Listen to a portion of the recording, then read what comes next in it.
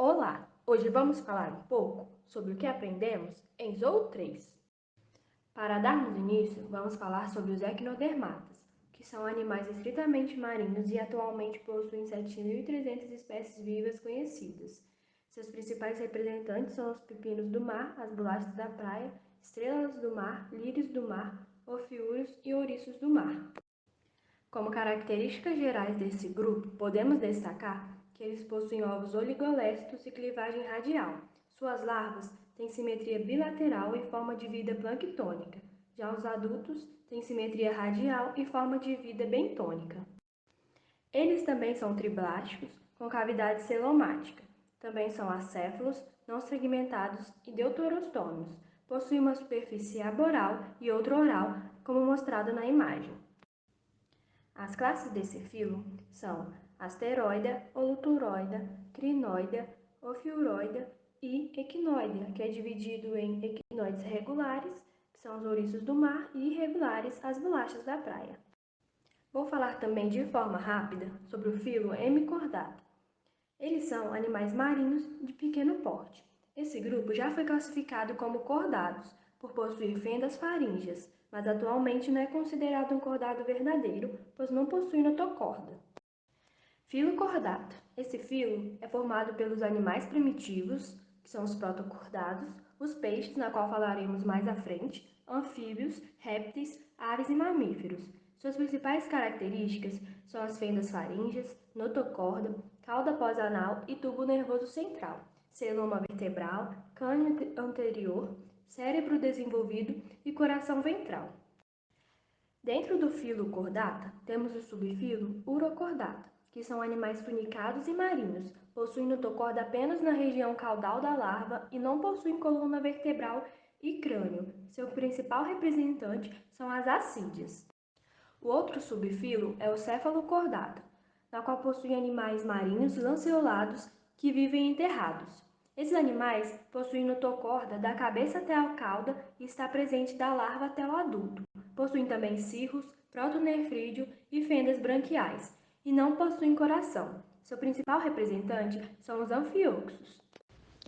Agora eu vou falar um pouco sobre a classificação taxonômica dos peixes, começando com a classe ciclostomata, também conhecida como agnata. Nessa classe estão reunidos os peixes que possuem boca circular e podem ser divididos em três: Pteraspidomorphi, que são os ostracodermos, peixes esses já extintos; Celaspidomorphs, que são as lampreias; e as mixinas, que são as feiticeiras. Condrictes são os peixes cartilaginosos e podem ser subdivididos em dois: placodermos, que são os peixes já extintos, e tubarões, quimeras e raias. No slide anterior, eu falei de forma bem sucinta sobre as divisões dos condrictes. Já nesse slide, eu trouxe duas imagens explicando melhor. A primeira mostrando de forma mais explicativa suas divisões, e na segunda imagem eu trouxe um pouco da filogenia, desde a agnata a Osteichthyes. Temos também os osteichthyes, que são os peixes ósseos. Essa classe representa o maior grupo de vertebrados, tanto em número de espécies como em número de indivíduos, e podem ser subdivididos em dois: Sarcopterídeos, que são os peixes pulmonados como a piramboia, e o peixe primitivo da África, que é como o selacanto, e Actinopterídeos, que tem como representante a sardinha, o atum, as garoupas e etc. Agora falando de maneira bem resumida mesmo um pouco sobre a classificação dos peixes marinhos.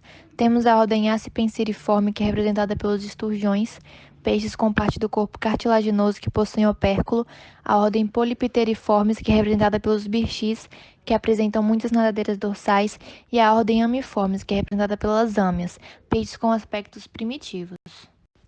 Temos também a ordem dos osteoglossiformes, que aqui no Brasil tem como representantes os peixes conhecidos como pirarucu e aroanã; a ordem Cypriniformes, que reúne todas as carpas; e a ordem Lophiformes, que tem como representantes os conhecidos peixes-sapos. Agora vamos ver um pouco sobre a anatomia dos peixes. Os peixes possuem um cristalino completamente esférico, que não se deforma. O ajuste visual é feito pela córnea, que é grossa e resistente, para aguentar a pressão da água. Alguns vertebrados, entre eles alguns peixes noturnos, possuem o tapetum lucidum, uma membrana presente no olho que reflete à luz e permite ao animal captar o mínimo de luz possível. A olfação permite orientação ao peixe. Quanto maior o tubo olfativo, maior a percepção do cheiro. O tubarão percebe sangue e ureia na água, enquanto o salmão, a partir da olfação, consegue retornar ao rio que nasceu. Os otólitos são pedras de carbonato de cálcio presentes no ouvido de peixes ósseos. De acordo com o deslocamento da pedra, há sensibilização na câmara interna do ouvido, dando ao peixe orientação e equilíbrio. Essas pedras são usadas na taxonomia e identificação de idade do peixe, pois as pedras apresentam anéis de formação bem marcados em locais de estação bem definida. A linha lateral garante percepção de movimento na água. Ela é formada por neuromastos, que são estruturas mecanorreceptoras que captam movimento na água. Essas estruturas podem estar organizadas em linha. Quando estão, formam a linha lateral. A ampola de Lorenzini permite a percepção de eletricidade emanada pelos seres vivos.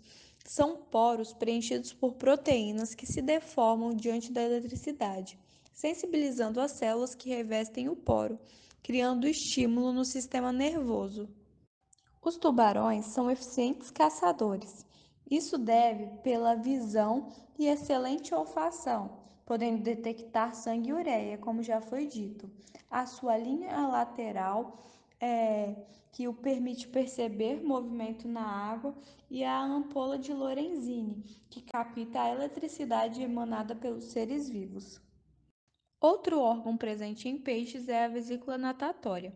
A vesícula natatória garante a flutuação de peixes com menor gasto energético na coluna d'água, sendo que os peixes podem ser fisóstomos, que são peixes que regulam os gases da vesícula pela boca, que são considerados mais primitivos, e fisóclitos, que são os peixes que fazem regulagem da vesícula através da corrente sanguínea.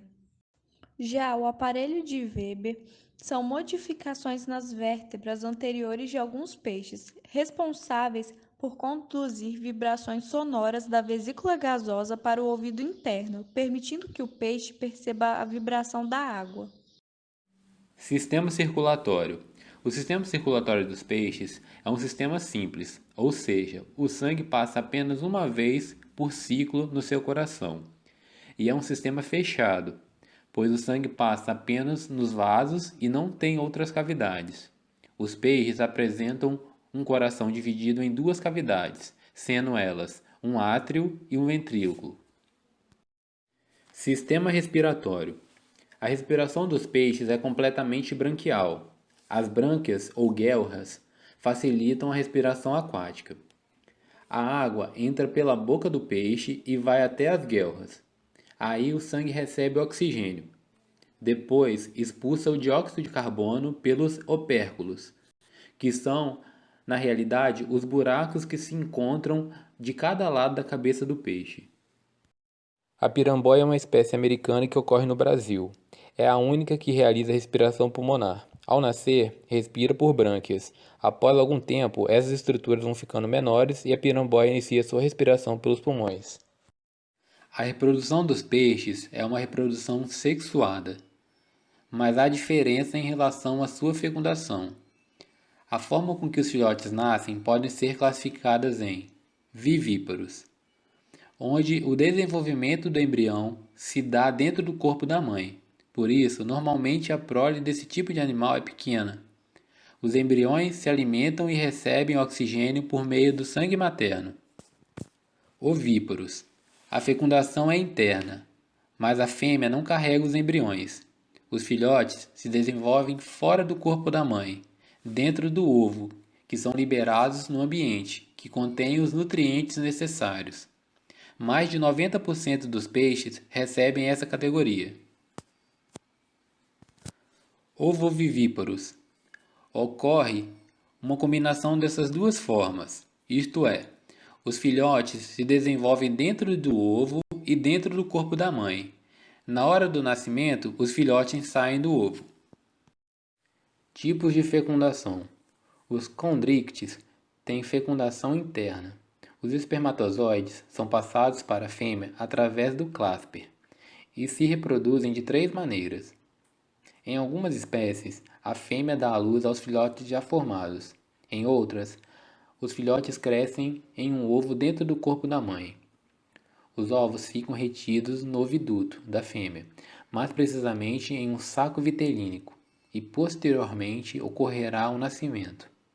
Em outras espécies ainda, a fêmea põe ovos de formato retangular e com a casca semelhante ao couro, com filamentos nas extremidades para fixação em diferentes substratos. Os osteíctides têm fecundação externa. Na época da reprodução, os peixes adultos sobem as correntes dos rios e atingem as cabeceiras, onde a água é limpa e bem oxigenada. No cascalho, no fundo dos rios, ficam as fêmeas, onde desovam. Os machos lançam os espermas sobre os ovos, fecundando-os e desenvolvendo pequenas larvas, chamadas de alevinos. Essas daqui foram as referências usadas. E isso foi um pouco do que aprendemos em Zoo 3. Esperamos que vocês também tenham aprendido um pouco, assim como nós. Obrigado pela atenção e até a próxima!